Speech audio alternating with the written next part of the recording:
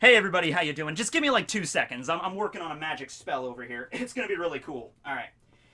Go ahead and fly. Mystical flannel curtain of wonder.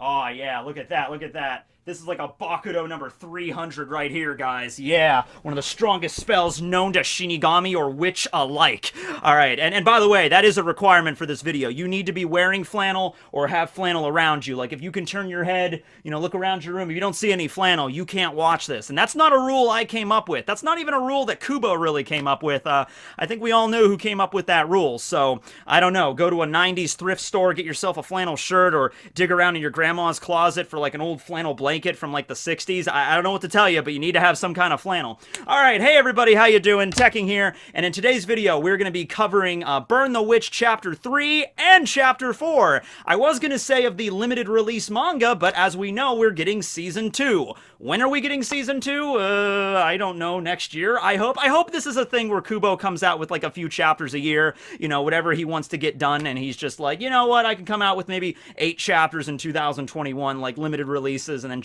Season 3 could go on after that, because it's a good series, and I think it deserves to be continued. The OVAs are out at this point, although we're not going to be talking about those here. I just wanted to finish off Season 1 of the manga here, and seeing where we're at, and finishing out with Chapter 3 and 4 in one video, because this is like the final battle. This is like, it's kind of funny, because the whole point of this series was like dragons, right? Like, there's Reverse London, that's cool, there's witches, that's awesome, they have pistol wands, that's neat. We actually find out in this chapter, Chapter 3, that those are called witch kits. I don't know if that was ever stated before, maybe it was, but yeah, those pipe slash pistol slash wand things that everybody uses, witch kits.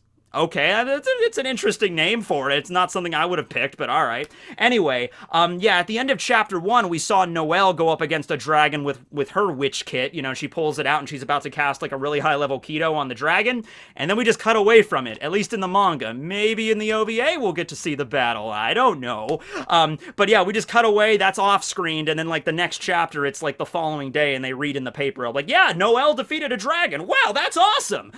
Wish we would have gotten to see that, but here, Chapter 3 and 4, we finally get a pretty intense dragon fight, and we get kind of like the setup for where the rest of the story is going. It is very anime. It's the premise where we're going here, very, very anime. To give you a brief recap of Chapter 2, because it's been a while since I've done a video, Nina and Noelle were dispatched by Billy Banks Jr., who's the chief of the Pipers, their boss, to go out to Reverse London. There's an illegal dragon somewhere in the city, somewhere in the west side of the city.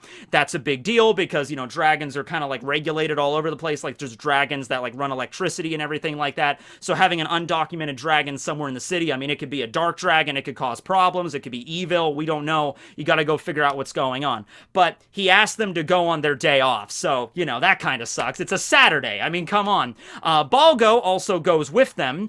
For some reason, the chief was like, oh yeah, the orders from higher-ups were also to send this random kid with you. He's a dragon-clad, so he should be able to attract dragons, and so they give him they give him a flannel mantle, and they also give Balgo like a cheap plastic trumpet that I'm sure will probably not be involved here at all, and they just send him out with Noelle and Nina.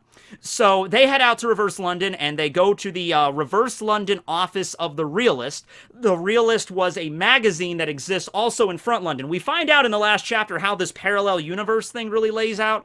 Every single building in Front London also exists parallel in Reverse London. So there's a tabloid magazine called The Realist that exists in Front London, and the head office of that exists in the exact same place in Reverse London, and it's also The Realist, okay? And if one of these buildings was destroyed, the other one would be destroyed as well. So any damage that happens in Reverse London is reflected on Front London, which also makes sense why, you have the Sabers and you have some other, like the Pipers out there protecting the world from dragons, because if a dragon shows up in Reverse London and, like, attacks, like, Buckingham Palace or something and causes damage, then the real-life Buckingham Palace in our world in Front London would be destroyed as well. So that's not good, so that's the reason why they're also trying to maintain, like why Wingbind exists and everything like that. So Nina and Noelle arrive, and we also get introduced to Macy. Macy being the dancer in the band Cecil Die Twice, which Nina is like the lead singer of. And Macy left the band, and apparently that was a big hullabaloo in the tabloid scene, and the Realist published this article about them. And so Macy, who's originally a resident from Front London, ended up in Reverse London. Are you confused at all yet? And she has a dragon companion named Ellie, and her plan is to destroy the Realist office here, so the one in Front London's also destroyed, because she hates for what they did, you know, publishing this story about Nina. And also we find Macy is very protective of Nina. Whenever Noelle showed up and was just like, oh, hey, Nina, how you doing? Oh, is that the dragon? And Macy freaks out and picks up like a cabinet and like throws it at Noelle, like, are you friends with other girls? And like throws it. So yeah, she's a little bit clingy there, a little bit protective of Nina. And Nina just says it like nonchalantly, like, yeah, she's really into me. She gets super jelly whenever there's another woman around me. So yeah, that's a thing. The dragon, Ellie, we're going to find out more about that dragon here. And at the very end of the chapter 2, we have Bruno Bangknife arriving, who is the head of the inks department. So he's basically like the equivalent of a captain in the Gote 13. He's one of the powers that be, one of the leaders of Wingbind, the inks department, which that will also be elaborated on exactly what inks does and what their capabilities are. So that's pretty cool. So he's basically like a combination of like Basby and Renji Abarai, and we're going to get a comparison actually right at the beginning of chapter 3. So Bruno shows up at the top of the skyscraper, and he's looking down, and he's just like, hey everybody, it's a party! So he takes out his phone, because cell phones exist in Reverse London, of course. They kind of even existed in the Soul Society. You know, Rukia had like the Soul Pager and everything. So he takes out his phone, and he's just like, yeah, set up a blockade around the area. Everybody except that guy with the flannel mantle. We're talking about Balgo, because Balgo is useless in a fight. Don't even really, they brought him because it was specifically issued by the higher-ups to bring Balgo, and that's because it was issued that he has to be detained or eliminated, actually, because he's a dragon-clad and dragons flock to him, and so the powers that be kind of decided, like, it's probably best to eliminate that kid because we don't know what's going to happen. Like, he could literally draw a bunch of evil dragons into the city, and it's just too much of a threat to worry about, so we're just going to try to eliminate him. And so Bruno's like, yeah, okay, so make sure to keep all the civilians away on the ground floor of this building, but also just try to detain Balgo and bring him in, right? So that's going on, and Noelle has no idea who Bruno even is. Like, she looks right at him and just like, you have a very cringy dye job. And that's the translation that they go with on Viz, which I find hilarious. That she's deadpan, just stoic, just dry humor, like, you have a very cringy dye job, man. And if there's one thing you don't do, like, this is a running gag that happens a lot in Bleach with Renji's eyebrows. You don't make fun of Renji's eyebrows. Basby's mohawk, you don't make fun of Basby's mohawk, okay? And so in Bruno's case, you don't make fun of his dye. He's like his frosted tips. He's a big fan of that. He likes his hair.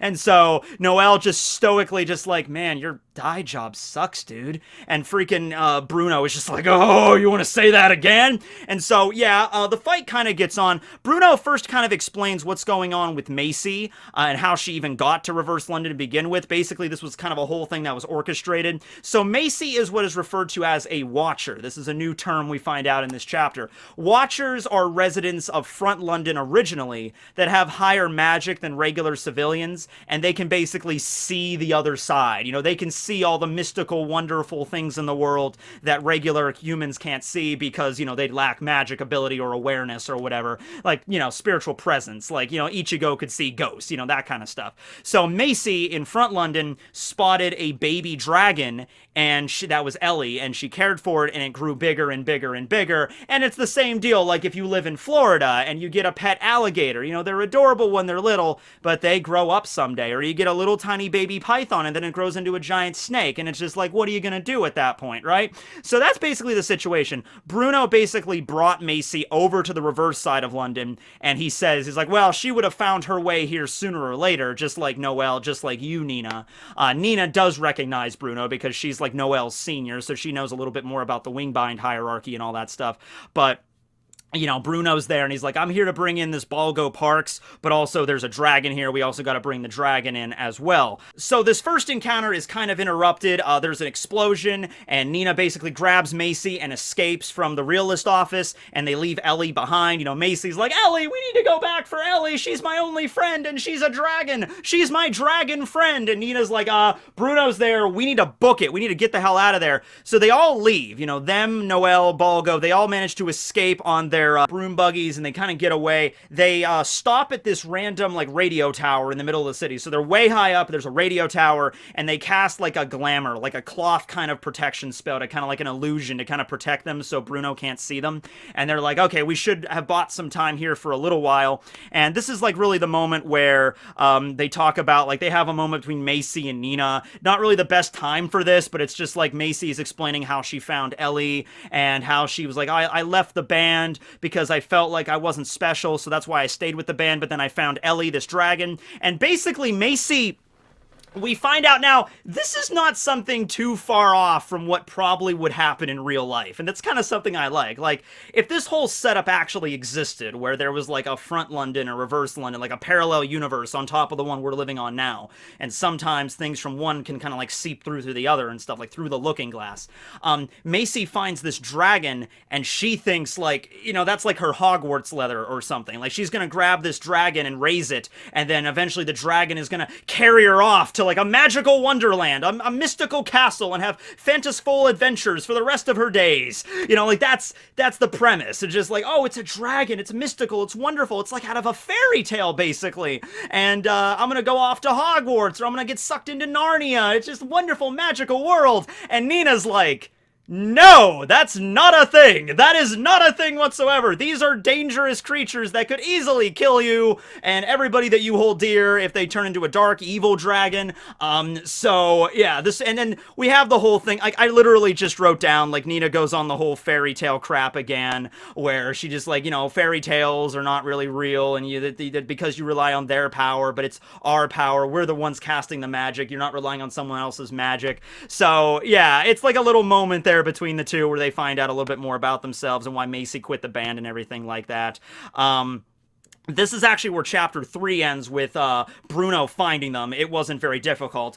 Bruno has a dragon as well, of course. They all kind of have dragon companions, and Bruno's is named Rickenbacker, like as like the bass guitar. Okay, Rickenbacker. So he shows up on his dragon, which has 4 wings and looks pretty badass, and kind of shatters the glamour, and he's right there, and he's like, yeah, did you really think that would be, like, I'm one of the top-ranked members of this organization. Like, a random curtain spell is like a glamour is not going to fool me. And he pulls out Balgo's wanted poster and has like a big X through it, and he's just like, hey, guess what, kid? You were just certified. I can kill you now. This is great. And I'm like, oh, that's not... Balgo's just like, oh, what's he talking about? You know, so he's just like, oh, so I'm supposed to be eliminated, huh? Okay, well, weird day, huh? I didn't expect this when I woke up this morning, you know? All right, so that's Chapter 3.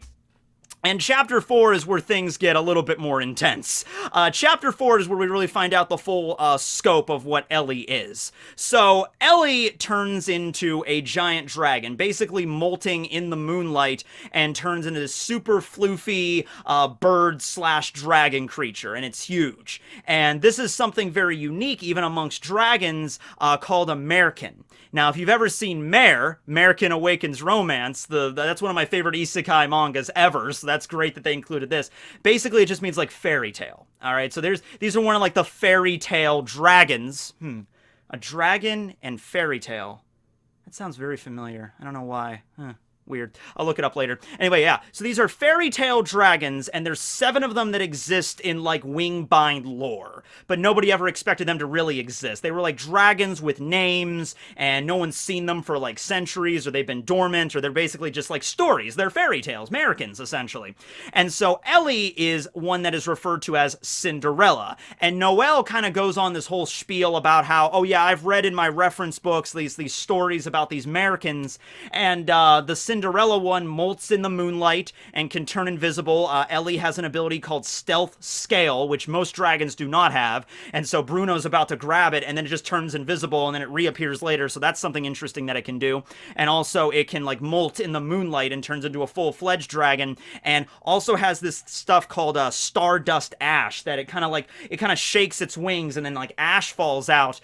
And it's funny because the way Noelle speaks about it is like, oh yes, this star ash that comes from the wings of Cinderella. Everything this ash touches is supposed to be bathed in light. And so it's this kind of moment where you don't really know where it's going, where the dragon kind of looks very beautiful and like breathtaking, like something out of a fairy tale. And then we're talking about these mystical dragons of lore. And I'm sitting there first reading this and I'm like, okay, so is this supposed to be some kind of thing like these are like mystical dragons that they have to tame, and this is like Macy's personal dragon that she's gonna get, and there's like other ones in the world they have to master to improve their skills or something? Yeah, no, they're like agents of destruction because Cinderella like shakes its wings, this stardust ash falls everywhere, and everything it touches just boom! Just explodes with, like, the force of, like, TNT. And Nina's sitting there watching this, listening to Noelle's explanation, like, everything the stardust touches will be bathed in light. Boom, boom, boom! And Nina's like, oh, light my ass! It's freaking explosions! They're like freaking bombs! And, you know, Noelle's like, oh, yeah, supposedly it was supposed to be bathed in light. I just have the reference booklet to go on here. I really don't know what I didn't even know these things existed. I don't even know what to tell you. So, this Cinderella dragon is, extraordinarily dangerous. The ash that falls off, like little scraps of ash hit the ground and just boom, huge explosions, which are, of course, also happening in front London, so that's a bad thing. So they need to figure out a way to defeat this thing. Okay.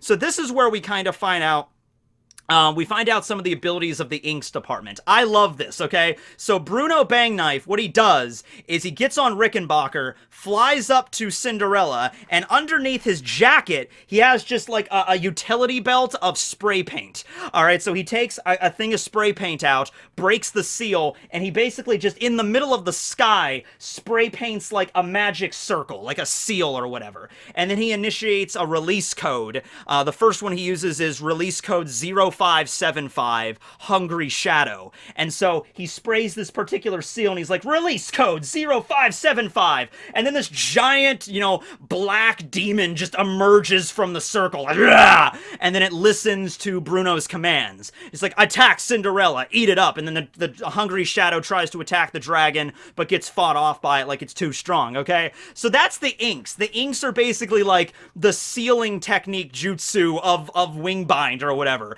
Not really like the Keto Corpse in Bleach, it's like sealing. Like, they literally take really dangerous creatures and like Pokemon, they like seal them away, and then they take out like spray paint. I guess it doesn't have to be spray paint. I guess that's just for convenience sake. I guess you could just take out a bucket of paint and a paintbrush and like, hold on a second, just release code. I guess you could do that, but it's easier just to take out the spray paint and just be like, release code 3459, and just boom, giant, you know, duck comes out and fights for you. It's basically like a Pokemon trainer. So I love that concept. Whenever Kubo does shit like that, that's like, okay, he uses spray paint to create the magic circles and like summons these beings that are under his control, and that's what the ink department does. I'm like, that's pretty damn cool. I like that. I like that concept, okay? We also find out the names of the other Märchens. Noelle kind of goes down the list, and this is the thing that I was saying that's kind of like standard anime, where it's like, okay, we defeated one of these Märchens, these ancient fairy tale dragons, but there's 6 more out there, and who's to bet that Cinderella was probably one of the weaker ones, and this is probably where we're gonna lead into, like, Season 2 and see where we're going with here. Maybe there'll be, like, an evil organization somewhere that are gonna try to use the Märchens. We find out that Wingbind definitely wants them exterminated. We find out, like, the higher-ups want the Märchens gone. But it's funny, because you think, like, oh, the Märchens, fairy tale dragons, they're gonna be mystical and wonderful, and they're gonna be, like, our allies in this fight. Yeah, no. So their names are all based off of various fairy tales. Obviously, Cinderella, I think that could have queued you up. But we also have Snow White, the Red Dress, Golden Axe, who may or may not be related to Silver Axe from One Piece on Rox's crew. Not really sure. Bubbles.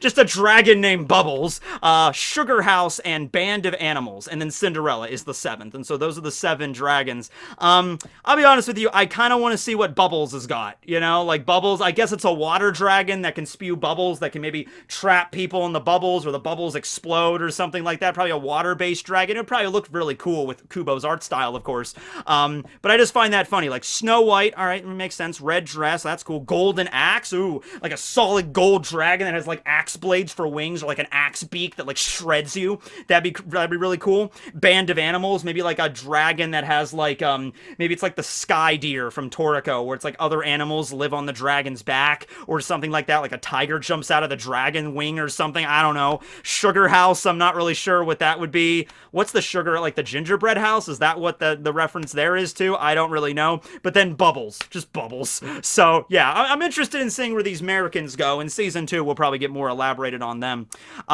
So we also have a team up between Bruno, Noelle, and Nina.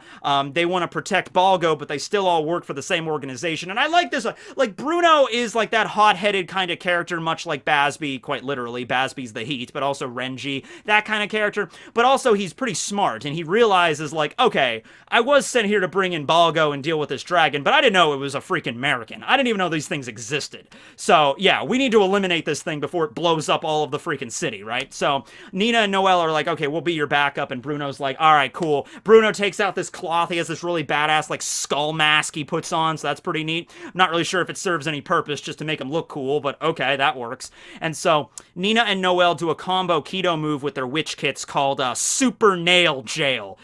Basically creates a bunch of spikes that like pin down the dragon so it can't move. I love that. Kubo likes that type of shit. That kind of like, you know, not even really a pun, and it kind of rhymes, but like Super Nail Jail. I'm like, okay, that's a Kuboism, definitely. So they use these spiky keto rods to like pin down Cinderella, and then, you know, Bruno takes out another can of spray paint. He's like, hold up, sprays another magic circle. This one's, you know, release code 2028, Greedy Curtain. And it's just this amorphous amoeba, just like this mass of just goo, just emerges from this magic circle and like covers the entirety of Cinderella.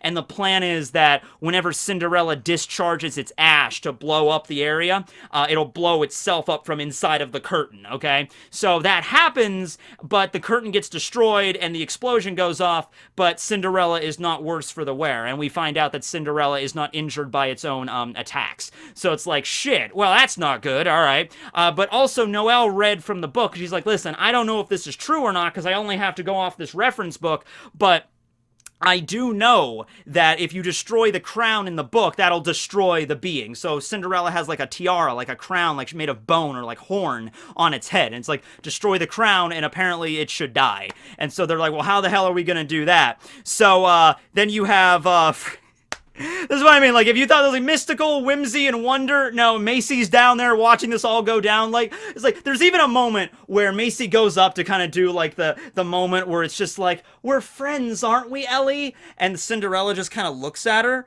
and just, like, there's a moment where she's not doing anything, it's like, oh, they understand each other, dragon and human, they're friends. She cared for this dragon ever since, oh no, screw it. And then Cinderella just releases the star ash and just boom, a big. And I was like, oh, okay, yeah, that didn't work. That didn't work. The whole, I can feel your soul. Yeah, that didn't work. That didn't work out. And that's when Noelle goes on her, that's when Nina goes on the whole spiel about fairy tales and everything. Like, you got to trust in us. You know, this dragon was never going to carry you off to Narnia, Macy. It wasn't going to happen, okay? You're not a wizard or whatever, okay? It's just not going to happen. And then we have the end of the chapter where actually we have like two things where I'm like, where's this going? And it just kind of ends, so we'll see. But the first thing that happens is Balgo kind of steps up and he's like, hey, is there anything I can do, Noelle? And Noelle's like, I really can't think of anything that you could possibly do in this one particular instance. And Balgo's like, okay. And then he holds up the plastic trumpet they gave him and like a sword, like an energy sword blade, like a lightsaber, just vroom, just shoots out of the trumpet. He's like, huh? What's that? Huh? Is this like a laser sword I have? This is kind of cool. Like, it's like, once again, nonplussed reaction. He's just like, hey, is there anything I could do? Like, if this was any other manga, it'd be like, oh, sweet, I got a laser sword! Shing! I will fight along your side, Noelle! But no, it's just like, oh, Is this normal? What is this thing? I don't know. I don't know what's going on here. So, yeah, but that doesn't really go anywhere. Like, he's the chosen one or some shit. I don't know. It doesn't go anywhere because the next thing that happens, all of a sudden, a laser beam comes out of nowhere and then just hits Ellie, hits Cinderella, the dragon, right in the forehead, cracks the crown, and kills it in one shot, like a sniper shot. Just like, what are we gonna do? What? Where did that come from? Okay. And then Bruno's like, all right, well, it's dead. We saved the city. All right. And also Balgo's extermination request has been rescinded, I guess. All right, so I guess we just go home after this. All right, well, later, everybody. And so they all leave.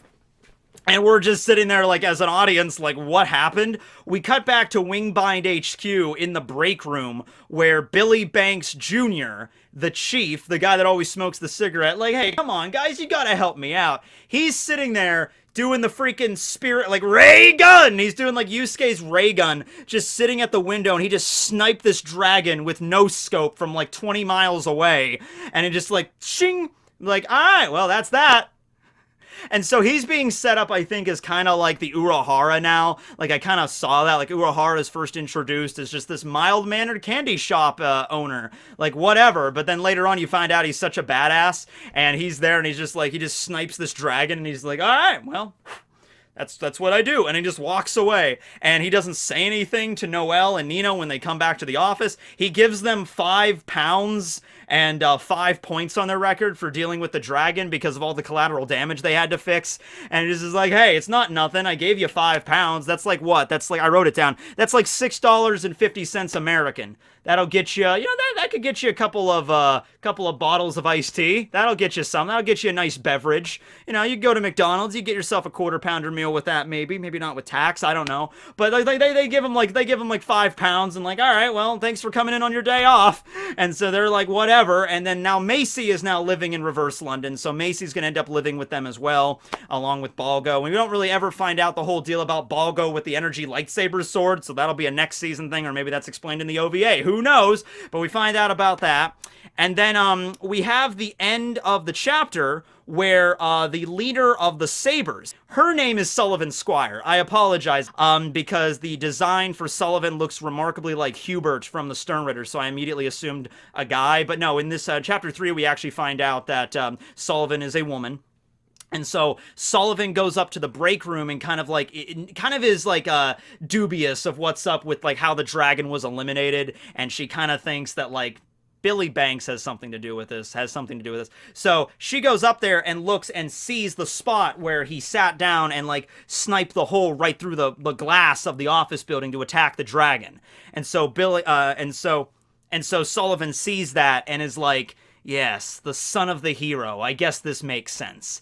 So Billy Banks Jr., meaning that Billy Banks is like maybe some renowned member of Sabers or some renowned member of Wingbind from like the previous generation, and Billy Banks Jr. is his son, and originally doesn't seem like he's much of anything, like he's not really that much in terms of combat, but he's actually like super strong behind the scenes. This is like the Urahara comparison I was making here.